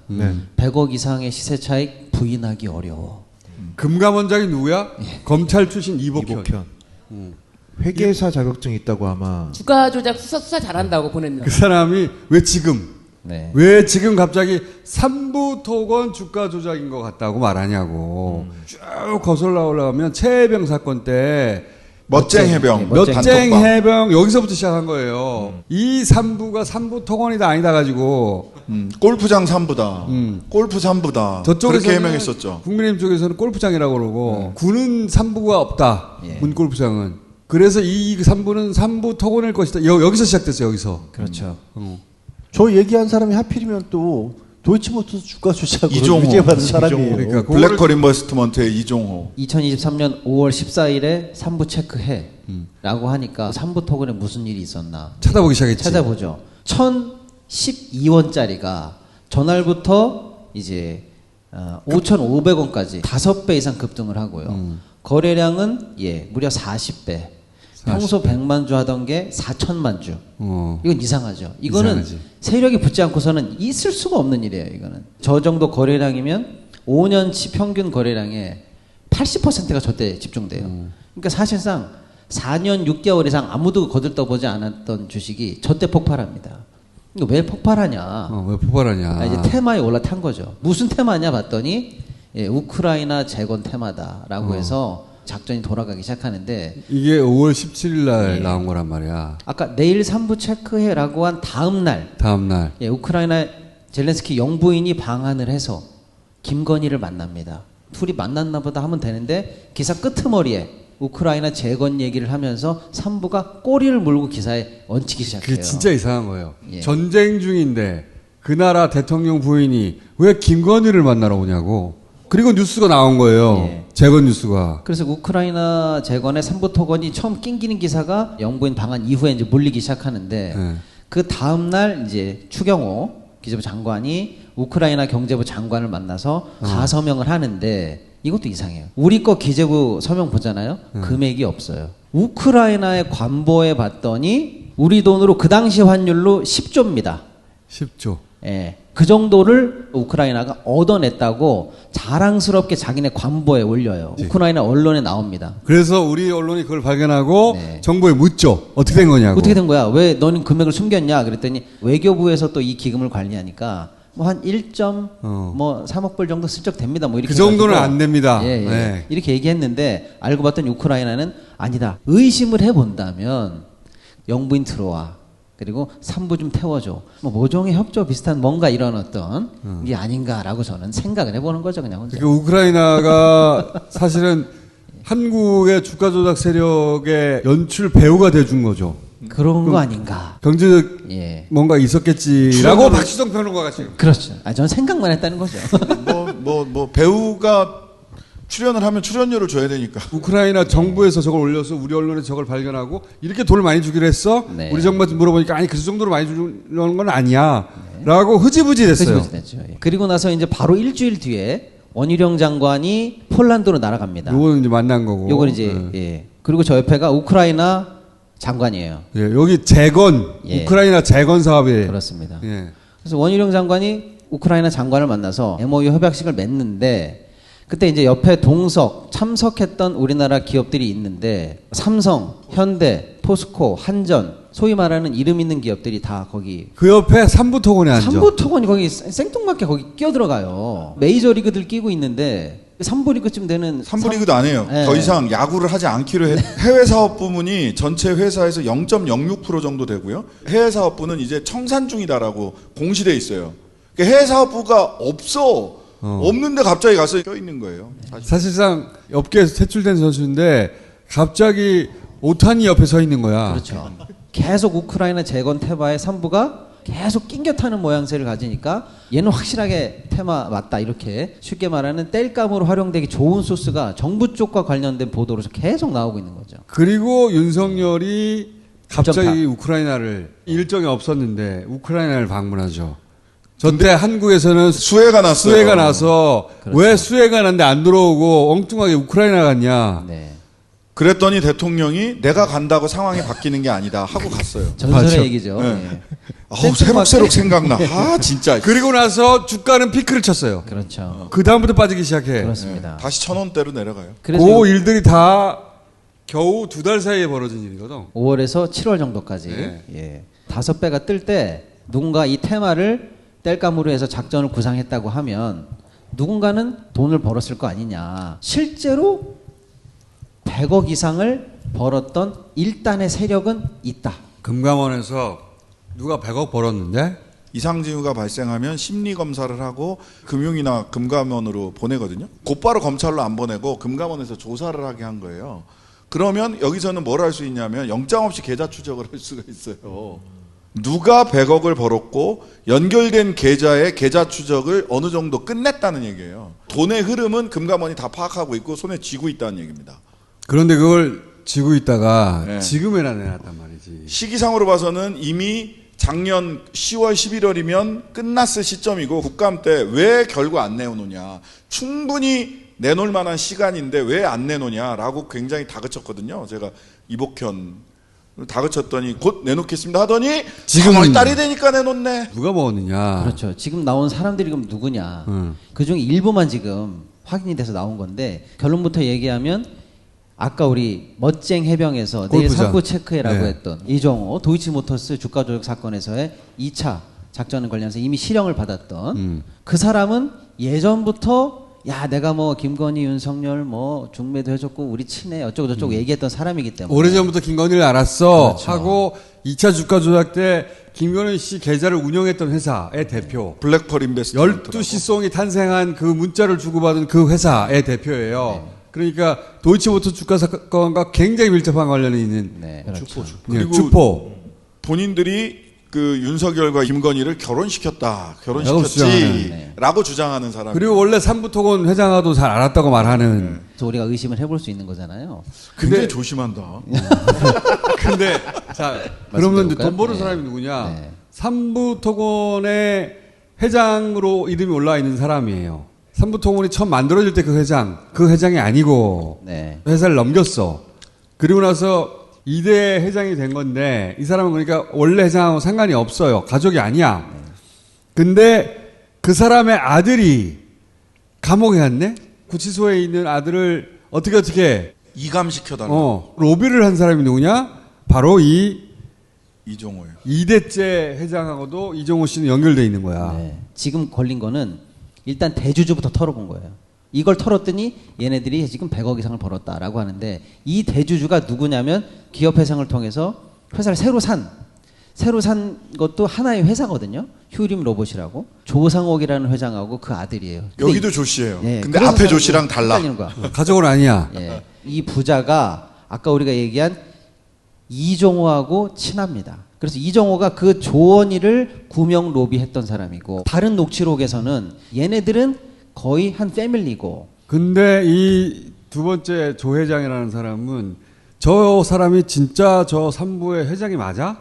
라는 의심을 또 받는 사람이에요. 맞아요. 왜냐면은 실제 자기 회사면은 하지 않을 짓들을 합니다. 조원일 부자가 대주주예요. 대주주가 나 이제 회사 그만할래 라고 이거 팔고 싶으면 그 대주주의 지분을 사면 회사 경영권을 통으로 사는 거나 마찬가지잖아요. 그래서 경영권 프리미엄을 얹어서 팔 수가 있어요. 회사를 운영할 권한을 주는 거니까. 네, 그럼 한 20% 더 쳐줘 내 거 사 이렇게 해서 프리미엄을 얹어서 장 외에서 따로 팝니다. 그걸 블록딜이라고 합니다. 블록딜. 그게 보통의 상례인데 이 사람들이 어느 날 갑자기 대주주 자격을 상실해요. 그 차순위에 있었던 사람이 단순히 지분이 많았다는 이유로 갑자기 대주주로 올라가고 기존에 있던 대주주들은 지분을 그냥 시장에다 풀어버리고 없어져 버려요. 내 회사의 지분을 조용히 흩어서 팔아버린 거예요. 그러니까 이 사람이 주인이 아닌가? 또 의심인데 뭐냐면 장내에 뿌려졌을 때 실제로 뿌려지고 사라진 게 아니고 어딘가에 파킹돼 있고 여전히 영향력을 가지고 있을 것이다 라는 의심을 시장에서는 했었는데 새롭게 대주주가 바뀌거든요. 그 바뀐 사람한테 이제 당신은 어떻게 하다가 대주주가 됐어 라고 하니까 나는 장 외에서 주주간 계약을 통해서 주식을 샀어. 이 사람한테 주식을 팔았던 하나의 회사가 원래 아까 사라졌다는 그 사람들의 사실은 영향력 있는 회사들이었던 거예요. 이게 이해가 되시죠? 계속 영향력을 두고 다음 대주주를 어쩌면 픽할 수 있는 사람들이에요. 또 다른 가설은 그 사람들이 애초에 진짜 주인이 아닌가? 진짜 주인은 뒤에 숨어 있나 아예? 그렇죠. 그럴 수도 있어요. 진짜 주인은 아예 숨어 있어가지고 이 사람 이름으로 했다가 저 사람 이름으로 했다가 지금 이러고 있는 건가? 네. 도대체 삼부토건의 찐전주는 누구고 가장 영향력을 미치고 있는 사람이 누구냐라고 할 때 아직도 미궁 속인데 어쨌거나 표면적으로 사라졌다고 생각한 이 사람들을 이번에 드러냈는데 그렇지. 웃기는 게 뭐냐면 딱 좋은 상호기만 이름을 써줍니다. 이렇게 힌트를 잡을 수 있게 한 명을 이름을 열어줘요. 삼부토건의 당시 회장이 있어요. 그 회장의 아들이 구치소에 갔어요. 그 구치소에 좋은 데로 옮겨달라고 로비를 해요. 이거는 공권력이 움직여야 되는 거잖아요. 김건희 씨하고 관련 있나? 혹은 윤석열하고 관련 있나? 이렇게 의심하게 되는 건데 그 양반은 계속 자기는 김건희 씨하고 가깝다고 얘기해. 이종호. 이종호라는 사람은. 이 양반이 김건희 씨하고 연결고리인가? JTBC가 한동안 검찰발 도이치모터스 주가 관련 보도를 막 할 때가 있었어요. 이종호가 김건희 씨를 잘 안다라는 취지의 보도도 막 했거든. 그러니까 이 뉴스는 김건희 씨를 향하는 뉴스예요. 이게. 맞습니다. 저도 그렇게 의심하는 거죠. 왜냐하면 주가 조작이 일단 벌어지잖아요. 기본이 뭐냐면 대주주가 중간에 팔면 안 돼요. 맞아요. 야, 우리 회사가 아무 호재가 없는데 왜 주식이 뛰는 거야? 그러면서 우리 호재 없습니다. 투자자 여러분들 조심하세요. 이러고 공시 나가면 작전이 나가리가 되잖아요. 대주주는 그 작전이 들어갈 때 물건을 던지면 안 돼요. 대주주가 팔기 시작하면 거기가 정점이라는 얘기를 듣고 바로 빠져버리거든요. 근데 여기는 지금 웃기는 일이 벌어졌어요. 근데 이 사람들이 지금 100억을 벌었다는 거는 실제로 거래는 수백억 했다는 거예요. 그렇죠. 예. 그러니까 수백억대 거래를 지금 상승장에서 막 했다는 거예요. 장부상 대주주인 DYD라는 회사는 얘네도 팔아버립니다. 상승장에서. 1,000원짜리를 또 3,000 몇백 원에 팔아버려요. 이 상승장에서 겁없이 물건을 팔아버려서 차익을 얻습니다. 100억을 남기기 위해서 주고받은 차명 거래들이 얼마나 많겠어요. 내가 던지면 우리 도이치 때 봤잖아요. 던지면 받고 던지면 받고 오늘 쏜다 이거. 얘네들은 그랬을 거 아니에요. 둘 중에 하나죠. 네. 이 김건희가 젤렌스키 부인을 만나고 윤석열이 우크라이나에 가고 장관이 거기 가고 할 힘을 가진 사람이 아예 여기 연루됐거나 아니면 그렇게 한다는 걸 정보를 알았거나 둘 중에 하나냐. 그렇죠. 더군다나 대주주들이 상승장에서 겁없이 실명으로 물건을 막 던지고 그건 뭐냐면 제가 볼 때는 우리 안 걸려. 우리 안 잡혀. 그 대담함의 근거가 뭐겠냐라고 하면 예. 그렇게 생각해 보는 거죠. 이 뉴스가 어떻게 보이냐면 김건희 씨 좀 가만히 있지? 그런 의심을 지금 박지동 평론가가 혼자 하고 있는 거야. 그렇죠. 의심을 할 수 있죠. 제 추측입니다만 김건희 씨는 지금도 계속해서 여기저기 전화를 하면서 계속 극우 유튜버들과 뭐 어떤 힘을 이뤄내려고 하는 그런 것들 있잖아요. 그렇다면 검찰이 바라는 대권 주자 한동훈에게 안 좋잖아요. 그래서 한동훈 대권 주자를 검찰이 이런 식으로 커버해 주는 건 아닐까 하는 생각도 아니 저는 그 들더라고요. 생각을 뭐 신 변호사님이 하신 게 아니고 그쪽에 이제 유튜버인 서정욱 변호사가 그렇게 딱 찍어서 얘기를 했잖아요. 서정욱 변호사. 서정욱 변호사. 우리가 한 말이 아니에요, 이거는. 네, 서정욱 변호사님 말씀이에요. 영택인도 비슷하게 얘기를 했어요. 네. 한동훈을 위해서 지금 검찰이 이렇게 지금 캐비넷에서 털고 있는 거 아닌가라고 의심을 그쪽에서 하는 것 같더라고. 그런 의심을 하고 그래. 그 의심병이 막 전파가 돼가지고 제가 이제 들은 2월 말경에 대통령실의 모 인사들과 국힘의 주류 쪽 모 인사들이 모여서 야 오세훈 홍준표 다 끝났다. 응? 검찰이 가만히 안 둔다 지금. 그렇다고 우리가 믿을 수 없는 사람을 대선 후보로 만들 수는 없지 않냐. 대안을 누구로 할 것이냐를 논의했고. 그게 김문수야? 아니에요. 김문수는 너무 상처가 크게 남는다. 그래서 제3의 대안을 검토를 했다고 해요. 최근에 그 굉장히 복귀를 염원하는 그쪽 사람들이 복귀를 염원하는 분 계시잖아. 한덕수? 다른 한 씨. 아이 설마. 아니 근데 그분이 욕심을 냈었다는 건 우리가 다 인지하잖아요. 설마. 뭐 그냥 그런 얘기가 한남동 쪽에서 들렸다. 여기서 한덕수를 검토했는지 모르겠는데 한동훈은 절대 안 된다는. 그것까지 또 그거는 분명하고. 확실해요. 조선일보 목숨 걸고 폐간하는 것과 같은 과제예요. 용산은 이재명보다 더 미워해요. 한동훈 때문에 검찰이 김건희에게 이렇게까지 경고를 하는 거다라고 얘기를 한다면 지금 조선일보 얘기한 것처럼 김건희는 또 김건희대로 아직도 그들이 보기에 위협적인 존재라는 얘기잖아요. 이렇게까지 꺼내야 될 만큼. 그들은 윤석열은 두려워하지 않아요. 아닌 게 아니라 조선일보를 탄핵 이후에 폐간시키겠다는 얘기를 버젓이 아직까지 하고 있는 도대체 그녀의 정체와 그녀의 주변의 세력은 뭐야 그러면. 인맥과 커넥션은 다 김건희 대통령께서 운영하고 만들어 왔기 때문에. 일단 극우 유튜버들은 확실히 여전히 관리하고 있는 것으로 보여요. 극우 유튜버들이 전부 다 조선일보 폐간운동 하거든. 절도운동, 폐간운동하고. 한동훈을 차기로 생각해 왔거든 쭉. 조선일보는. 한남동발 버전이 여러 가지인데 그 얘기 끝에 우리 지지자를 가장 똘똘 뭉치게 할 수 있는 사람이 누구냐? 김건희다라는 얘기를 했다는 얘기도 있어요. 초기부터 다음은 여사님입니다. 그거는 그 안에서는 어리점부터 나온 얘기예요. 누군가 이거를 애초에 아예 작전 세력처럼 이걸 끌고 갔다라고 한다면 우크라이나 재건 사업을 전쟁하고 있는 남의 나라에 가서 재건 사업을 도와주겠다라는 거를 주가 조작의 소재로 썼다고요? 그런 박시동 평론가 그렇게 생각하는 거 아니야? 이게 사람이 너무 독해. 그게 말이 너무 심하잖아. 너무 독해. 상상을 최대한 넓게 해보십시오. 우리가 그동안 너무 합리적으로 생각했어요. 맞아. 네. 영화적 뭐든지 할 수 있는 사람들입니다. 대왕고래는 그냥 물고기야. 여기다 대면. 아니 뭐 이명박 때 하베스트 자원외교 한다고 뭐 1조짜리 사가지고 거덜내고 권력만 뒷받침이 된다면 우린들 왜 못하랴. 공 하나 더 붙여. 공 하나 더 붙여. 이제 요거 두 가지 정도를 더 해야 되는데 원전 관련된 것도 한번 해봐야 되고요. 그 다음에 그 대왕 술고래 프로젝트 그것도 꼭 한번 해봐야 됩니다.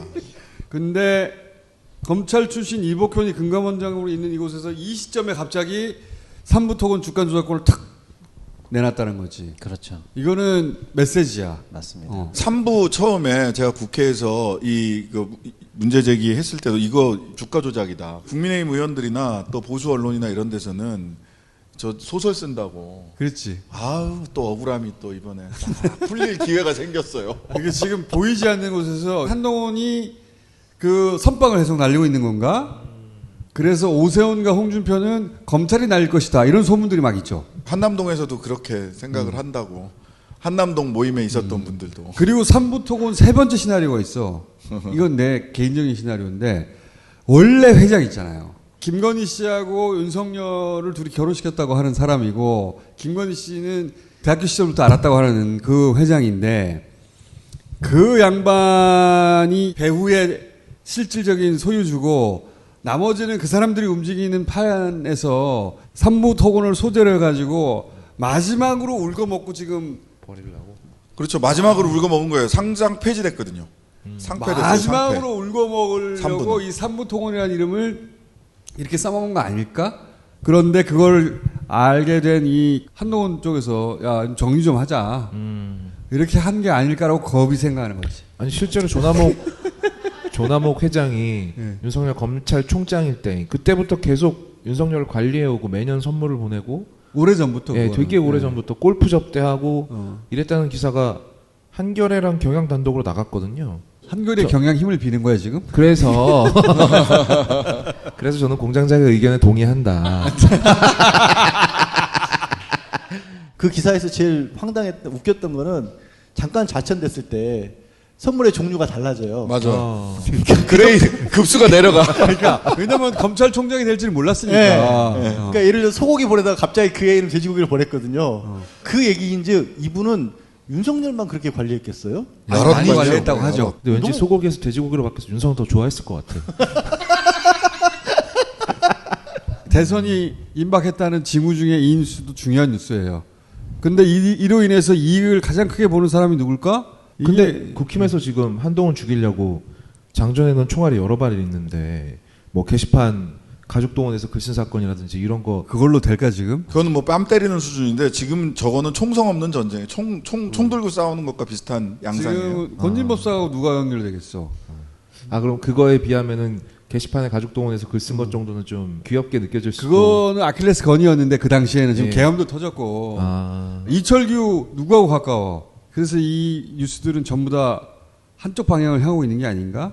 이게 다 가지치기 하고 있는 거 아닌가? 이런 뉴스. 그러면서도 한편으로는 한동훈이나 검찰 측 어디까지나 제 뇌피셜입니다만 에서는 지금이라도 여기서 나를 밀어라 라는 어떤 신호를 보내는 게 아닐까. 김건희가 또 지고 있는 카운트 펀치도 있을 거예요. 그럼요. 그 수많은 카톡 어떡할 거야. 수많은 문자 카톡 어떡할 거야. 카운트 펀치. 그러니까 더 이상 다가오지 마라. 이런 거 아닐까? 적과의 동침을 그럼 시작하는 거예요. 아니 이게 그럴 수 있을 것 같아요. 검찰 입장에서는 김성훈 지금 경호처 차장 영장도 3차례나 굳이 반려하고 이상한 행동을 하잖아요. 그리고 공수처 압수수색 하잖아. 공수처도 막 압수수색하고 그게 왜 그러냐면 검찰은 자기 쪽에 가까운 인물이 설령 이번 대선에서 정권 교체가 되더라도 남아 있어야 돼요. 조금이라도 가까운 사람들을 유지시켜 놓으려는 생각은 최소한 하겠죠, 검찰도. 한동훈이 꼭 대통령이 안 되더라도. 그러니까 한동훈은 홍준표하고 오세훈은 어차피 중간에 날아간다. 그러면 남는 게 누구가 있어? 김문수하고 이준석하고 자기인데 결국 김문수하고 자기가 붙는다. 그런데 김문수는 극우 쪽에나 지지를 받지 보수의 주류, 예를 들면 조선일보, 조중동으로부터 지지를 못 받는다. 그럼 나다. 이런 시나리오를 그리는 게 아닐까? 그래서 전환길 찾아가서 뭐 미안하고 감사합니다 이런 얘기하면서 나름대로 이제 저변을 넓히려고 하지. 근데 한동훈은 안 돼. 안 돼요. 축구로 보면 월드컵 예선 출전을 하려면 자력으로 올라가는 게 아니라 뭐 어디하고 붙어가지고 이쪽이 지고 경우의 수. 몇 대 몇으로 지고. 한동훈은 왜 안 되냐면 유승민이 안 되는 이유하고 똑같아요. 배신자. 배신자. 그거를 돌파할 수 있었는데 자기가 돌파를 못했어. 돌파를 못하고. 근데 언론이 한동훈에 대해서는 진짜 너무 우호적으로 써주고 모든 거를 다 그냥 스포트라이트 다 주고 하니까 정말 대선 주자가 돼서 완전 바닥을 치는 모습을 보여줘야 되나? 바닥은 많이 쳤지.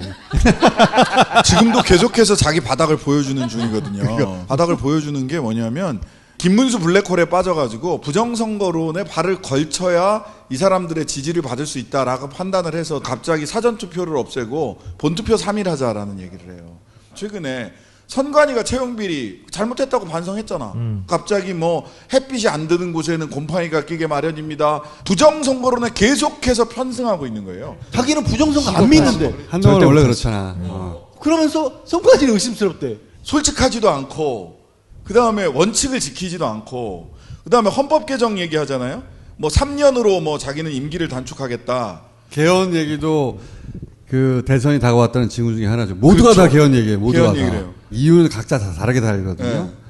목적은 똑같아. 이재명 임기 3년만 해. 이재명 대통령 될 것 같은데 3년만 해. 이런 얘기예요. 왜? 미쳤어? 그러니까. 아니 3년을 얘기할 거면 그러면 3년 하고 하전 중임제 개헌해서 한 번 더 나올 수 있게 하는 것까지 포함해서 7년의 기회를 주든가. 그러니까 그런 얘기하면 왜? 왜 미쳤어?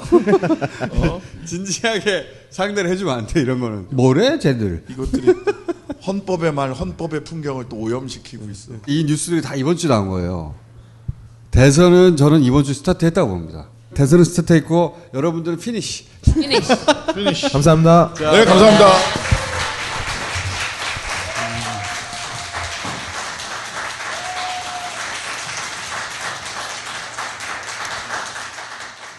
자, 이번 대선은 짧아요. 짧고 강렬할 것이다. 정신 똑바로 차려야 돼. 어떻게? 다스베이더와 함께. 끝! 자.